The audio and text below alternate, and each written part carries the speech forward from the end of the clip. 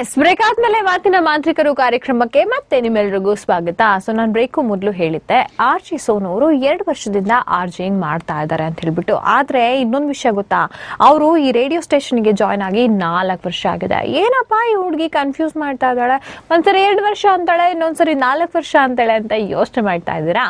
Radio Jackie ಆಗಿ ಕೆಲಸ ಮಾಡೋದಕ್ಕೂ ಮೊದಲು ಸೋನು ಅವರು ಆಸ್ ಅ ಪ್ರೊಡ್ಯೂಸರ್ ಆಗಿ ಕೆಲಸ ಮಾಡಿದ್ರಂತಪ್ಪ. ಈಗಾಗಲೇ ಹೇಳಿದ್ದಾರೆ ಅದ್ರ ಬಗ್ಗೆ ಸ್ವಲ್ಪ. ಆದ್ರೆ ಈಗ ಅವರಿಗೆ ಯಾವ್ದು ಬೆಟರ್ ಅನಿಸ್ತಾ ಇದೆ? ಪ್ರೊಡ್ಯೂಸರ್ ಕೆಲಸ ಬೆಟರಾ, ಆರ್ಜೆಯಿಂಗ್ ಬೆಟರಾ? ಕೇಳ್ಬೇಡ ಬನ್ನಿ ಅವ್ರನ್ನೇ.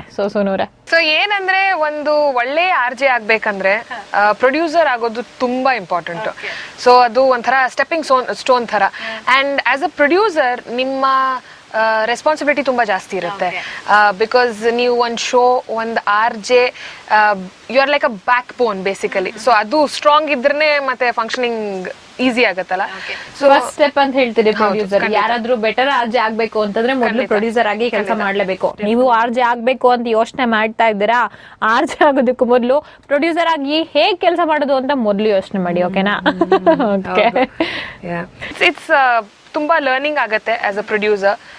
ನಾನು as a producer I was working with Shraddha, who is an extremely experienced radio jockey. So ತುಂಬಾ ಕಲಿಯಕ್ಕೆ ಸಿಗತ್ತೆ.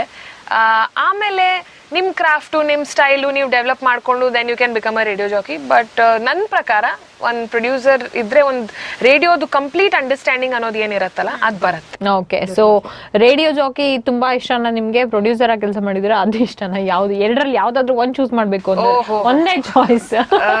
ಇವಾಗ ಏನಿದೆ, I live by the moment. So being a radio jockey is the best thing. Okay, super.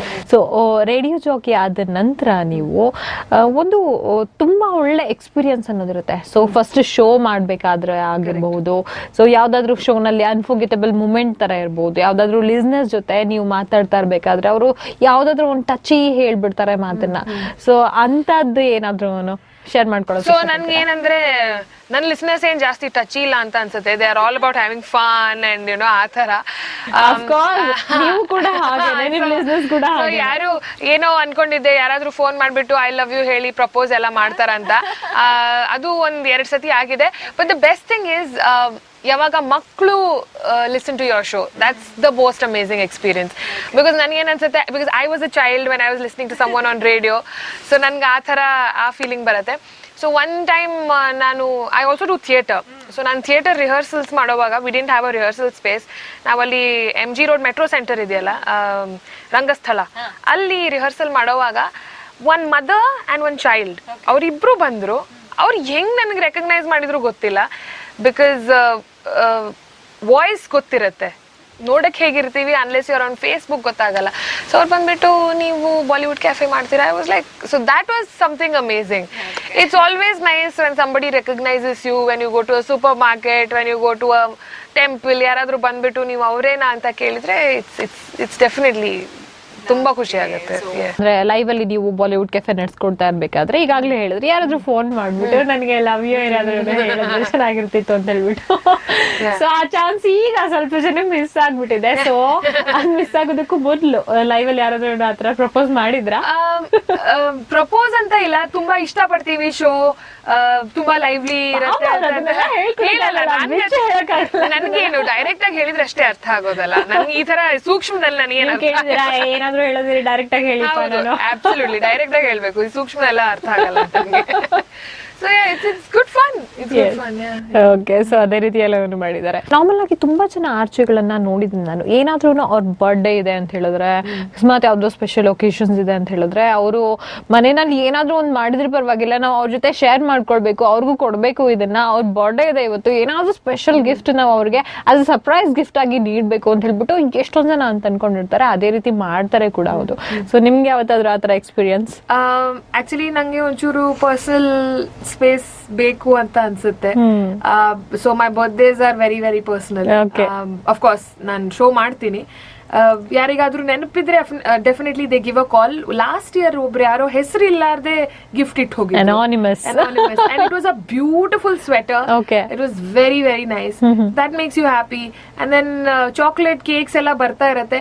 But then suddenly ಒಂಥರ responsibility ತರ ಅನ್ಸುತ್ತೆ, ಅಯ್ಯೋ ಇದೇನು ಇಷ್ಟೊಂದು ಪ್ರೀತಿ ಮಾಡ್ತಾ ಇದ್ದಾರೆ, Yes. so much of responsibility on you that you have to make them, you have to keep them entertained. Yes, yes. That's something that comes along with Yes, that. yes. Being an RJ, it's a very responsible job, Yeah, it ಅಲ್ವಾ? is, it so normal ಆಗಿ ಏನಾಗುತ್ತೆ ಅಂತಂದ್ರೆ ನಾವು ಯಾವ್ದಾದ್ರು ಒಂದು information ಕೊಡ್ತಾ ಇರ್ಬೋದು, ಅಥವಾ ನಾವು ನಮ್ಮ ಜಾಗದಲ್ಲಿ ಕುತ್ಕೊಂಡು ಏನಾದ್ರೂ ಒಂದು ಶೋ ನಡೆಸ್ಕೊಡ್ತಾ ಇರ್ಬೋದು, ನಾವ್ ಏನಾದ್ರೂ ಒಂದು ತುಂಬಾ ಇಂಪಾರ್ಟೆಂಟ್ ವಿಷಯನ ನಮ್ಮ ಲಿಸ್ನರ್ಸ್ ಜೊತೆ ಶೇರ್ ಮಾಡ್ಕೊಂಡಿದೀವಿ ಅಂತಂದ್ರೆ ಅವರಿಗೆ ಹೌದಪ್ಪ ಇಷ್ಟೊಂದೆಲ್ಲ ತಿಳ್ಕೊಂಡಿದ್ದಾರೆ ಅಂತ ಹೇಳ್ಬಿಟ್ಟು ಅವರು ಕಾಲ್ ಮಾಡ್ತಾರೆ, ನಮ್ ಜೊತೆ ಅವ್ರಿಗೆ ಗೊತ್ತಿರೋದನ್ನ ಕೂಡ ಶೇರ್ ಮಾಡ್ಕೊಳ್ತಾರೆ.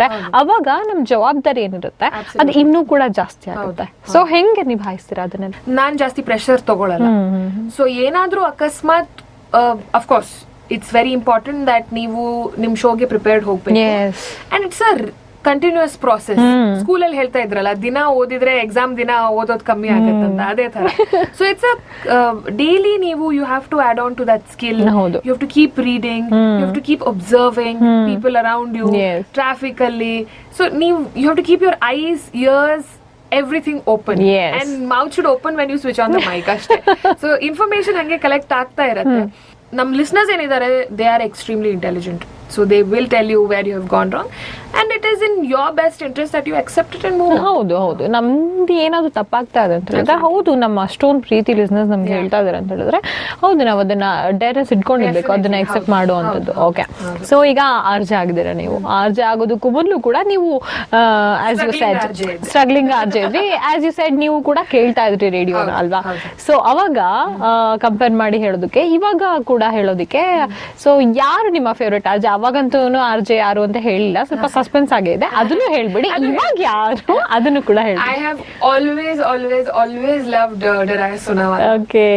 He's my ever all-time favorite RJ. But right now on air, my favorite RJ is Sriram. Okay. I love Sriram. Bere radio station indanu ibru mooru jana I really like listening to them. Okay. So it's a beautiful medium, and as a listener I think Bangalore alli tumba lucky idare elru listeners, because they get to hear the best radio jockeys on air, like be it Kannada, English, Hindi. I think tumbane jasti super RJs idare. Like I don't even qualify to tell them I'm a fan. ಆ ಥರ ಹೇಳ್ಬೋದು. They're amazing. Yes, okay, super. So ನೋಡಿದ್ರಲ್ಲ friends, ಇಷ್ಟೊತ್ತು ಮಾತನಾಡ್ತಾ ಇದ್ವಿ. ಸ್ವಲ್ಪ personal life ಬಗ್ಗೆನೂ ಕೂಡ ಕೇಳ್ಕೊಳ್ಬೇಕು. ಸ್ವಲ್ಪ ನಾನು ಸ್ಪೇಸ್ ಇಟ್ಟಿರ್ತೀನಿ ಯಾವಾಗ್ಲೂ ಅಂತ ಹೇಳ್ತಾ ಇದ್ರು. ಅಷ್ಟೊಂದೆಲ್ಲ ಬೇಡ ಬಿಡಿ. ಅಂದ್ರೆ ಏನ್ ತಿಳ್ಕೊಳ್ಬೇಕು ಅಂತಿದ್ರೆ ಅದನ್ನು ಕೂಡ ತಿಳಿಸ್ಕೊಡ್ತೀನಿ. ಅದಕ್ಕೂ ಮಾತಿನ ಮಾಂತ್ರಿಕರು ಕಾರ್ಯಕ್ರಮದಲ್ಲಿ ಮತ್ತೊಂದು ಬ್ರೇಕ್ ತಗೊಂಡ್ಬಿಡಿ, ಬೇಗ ಅಂತ ಬಂದ್ಬಿಡಿ.